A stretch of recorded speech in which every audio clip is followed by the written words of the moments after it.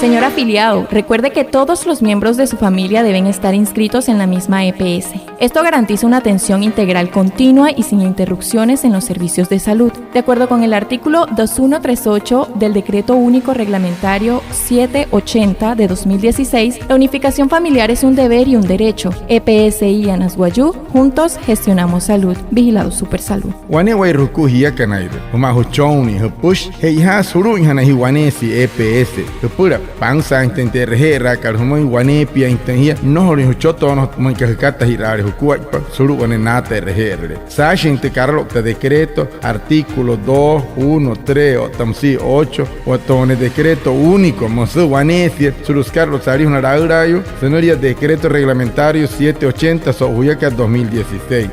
Ir kanitamo wanesi inten wayu uru wanesi EPS. Terra hupura hataiha karhumo otunai hetia kanaido. Henai kimite EPS ika Anasguayú es más na ay más robajo cuac pues más push wane oiruku anahna atuna pu ikana ana